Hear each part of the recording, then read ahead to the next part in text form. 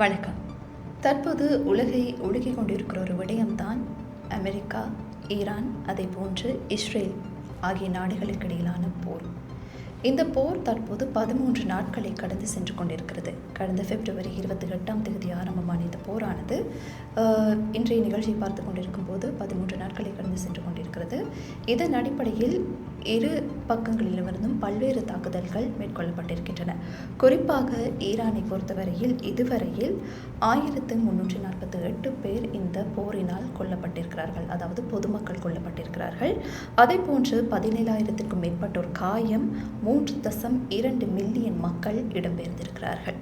அதே சந்தர்ப்பத்தில் இந்த போரின் தாக்கத்தால் உலக சந்தையில் எண்ணெயின் விலை, அதே போன்று தங்கத்தின் விலை போன்ற பல்வேறு தாக்கங்களும் ஏற்பட்டிருக்கின்றன.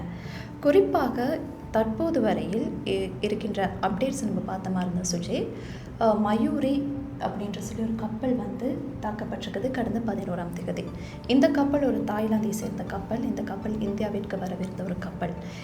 இந்த கப்பல் தாக்கப்பட்டதன் மூலம் 3 காணாமல் போயிருக்கிறார்கள். அதே போன்று 20 பேர் காப்பாற்றப்பட்டிருக்கிறார்கள். இதே போன்று இன்னும் 2 கப்பல்களுமே அந்த போர் சூழலில் மாட்டிக்கொண்டு தான் இருக்கிறது. குறிப்பாக ஜப்பானை சேர்ந்த மெஜிஸ்ட்ரேட் கப்பல் என்ற ஒரு கப்பல், அதே போன்று மார்ஷல் ஐலண்டுக்கு சொந்தமான ஒரு கப்பல். இந்த கப்பல்களுக்கு பெரிய அளவு சேதம் காணப்படவில்லை என்று கூறப்பட்டாலும் இந்த கப்பல்களும் இன்னும் குறித்த போர் முனையில் மாட்டிக்கொண்டு தான் இருக்கிறது.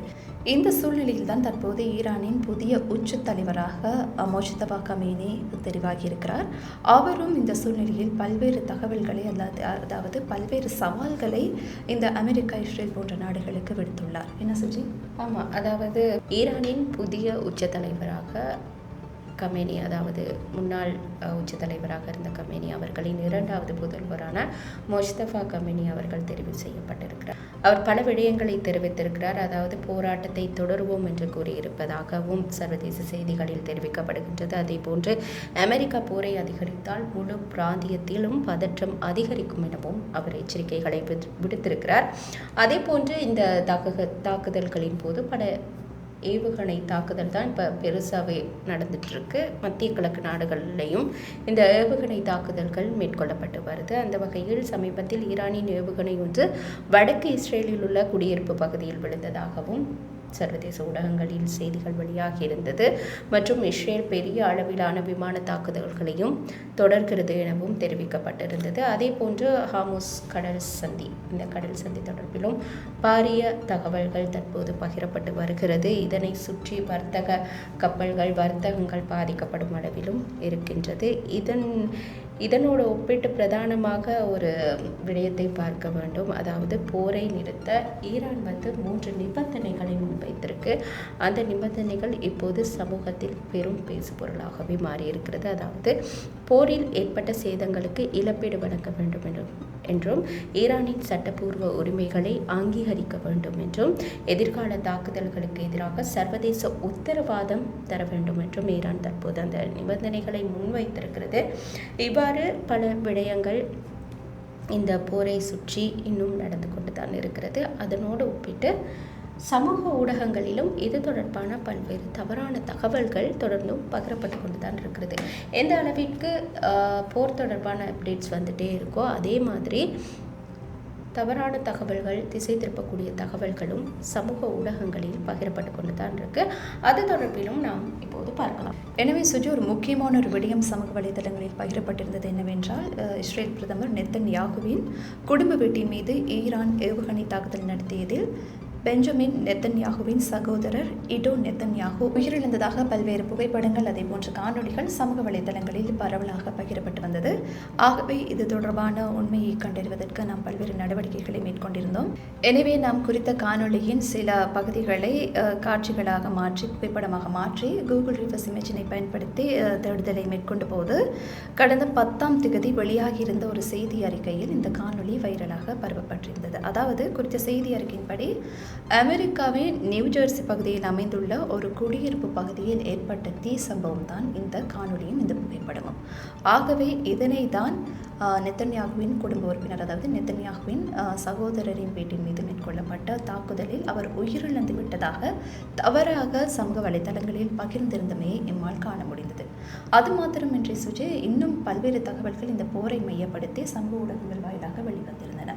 ஆமாம், அவர் வெளிவந்த இன்னும் ஒரு காணொளி இருக்கிறது. அதாவது ஈரானிய தலைவரை, அதாவது அயத்துல்லா கமேனி அவர்களை காட்டி கொடுத்தாருன்னு ஒரு ஜெனரல் வந்து மனம் திரும்பி ஒரு ஒளிபரப்பு, நேரடி ஒளிபரப்பின் போது தற்கொலை செய்து கொண்டதாக தெரிவித்து ஒரு காணொளி வந்து சமூக ஊடகங்களில் பகிரப்பட்டிருந்துச்சு.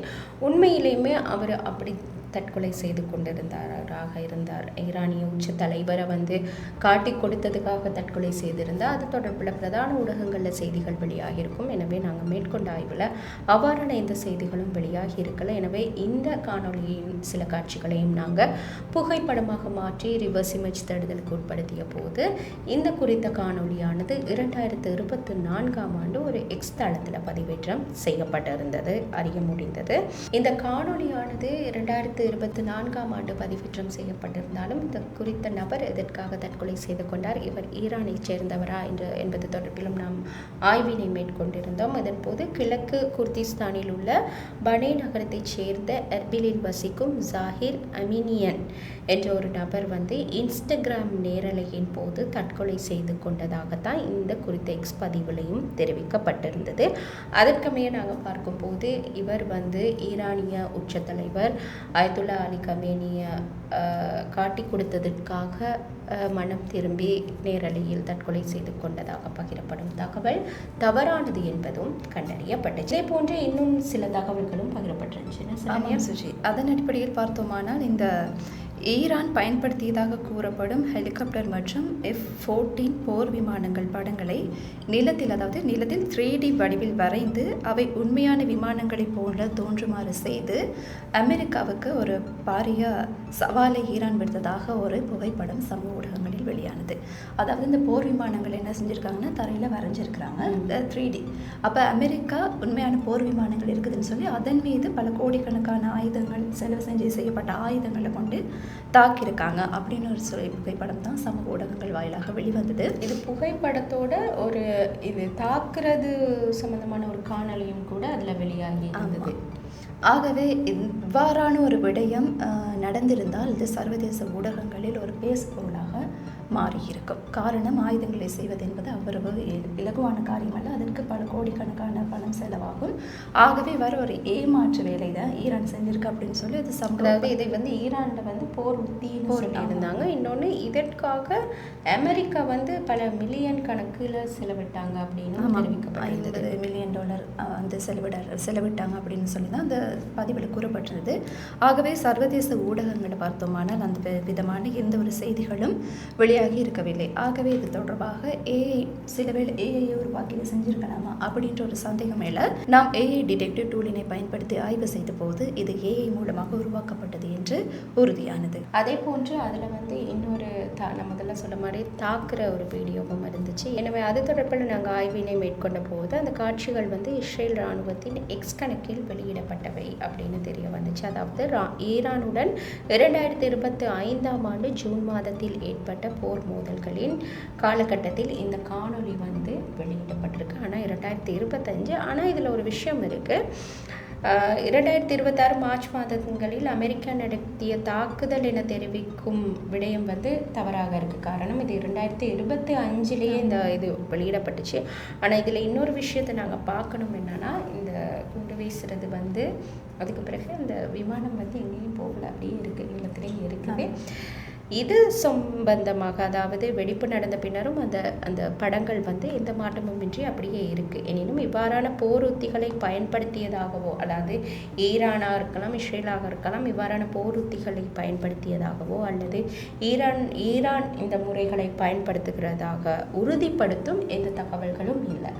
அப்போ இது சில வேளை இது ப்ராக்டிஸ்க்கு அவங்க செஞ்சு பார்த்தாங்களா, சரியா இலக்கை நோக்கி அவங்க ஏவுகணை தாக்குதல்களை மேற்கொள்றதாக ப்ராக்டிஸ்க்கு செய்து பார்த்தாங்களா, இல்லை இது ஈரான் போர் உத்தியா அப்படின்றது சொல்கிறதுக்கான எந்த ஆதாரங்களும் இல்லை அப்படின்னு தான் சொல்லலாம். அதனோடு சேர்த்து ஆஸ்திரேலியாவில் இருக்க ஒரு ஊடக நிறுவனமானது ஒரு செய்தி அறிக்கையிடலின் போது மத்திய கிழக்கு நாடுகளுடன் சேர்த்து இலங்கையை பயணிப்பதற்கு ஆபத்தான நாடு அப்படின்னு தெரிவித்து ஒரு வரைபடம் காட்டி பேசுகிறாங்க. அந்த வரைபடத்தில் இலங்கையும் உள்வாங்கப்பட்டிருக்கு. இப்போ இது ஒரு பெரிய பேசு பொருளாகவே மாறிடுச்சு.